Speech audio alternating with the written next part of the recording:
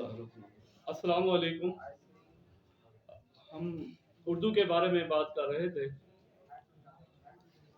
اردو ہماری قومی زبان ہے اور کسی بھی زبان کوئی بھی زبان کبھی بھی ایک دن میں وجود میں نہیں آ سکتی.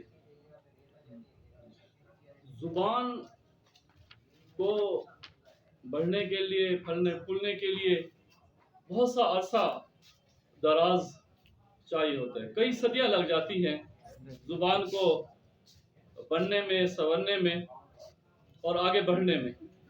اسی طرح جو ہماری اردو ہے، اس سب سے جو بنیادی بات ہے کسی بھی زبان کی، وہ ان کے حروف تہجی ہوتے ہیں. اردو کے حروف تہجی مختلف دور میں، شروع میں مولوی عبدالحق نے بھی اس کے بارے میں کہا کہ اردو کے جو حروف تہجی ہیں وہ 50 ہیں، انہوں نے گنوائے ہیں، اور کسی نے ان کے 52 تک بھی گنوائے ہیں. اب جو ہماری قومی زبان ہے، مقتدرہ قومی زبان، ان کا یہ متفقہ فیصلہ ہے کہ جو اردو حروف تہجی ہیں وہ ان کی تعداد 37 ہے. 37 اردو حروف تہجی ہیں. ان میں جو منقوط ہیں یعنی جن پہ نقطے لگے ہوئے ہیں ان کی تعداد 17 ہے، اور جو غیر منقوط ہیں یعنی جن پہ نقطے نہیں ہیں ان کی تعداد 30 ہے. کیونکہ یہ جو ہماری اردو کی زبان کے جو جتنے بھی حروف لیے گئے ہیں ان میں زیادہ حصہ جو ہے وہ عربی زبان کے حروف کا ہے.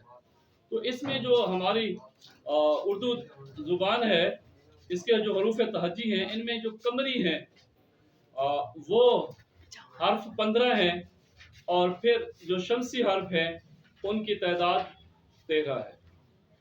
اب یہ تو یعنی ان کے جو حروف تہجی، اکثر سوالات بھی پوچھ لیے جاتے ہیں. تو اس کے بارے میں اس کے بعد یہ ہے کہ یہ زبان کہاں پیدا ہوئی، کہاں بڑھی، کہاں پھلی پھولی. تو اس کے لیے ایک یعنی کوئی مخصوص علاقہ، حافظ محمود شیرانی نے ایک نظریہ دیا تھا پنجاب میں اردو. تو اس کے بعد ایک طوفان کھڑا ہو گیا تھا.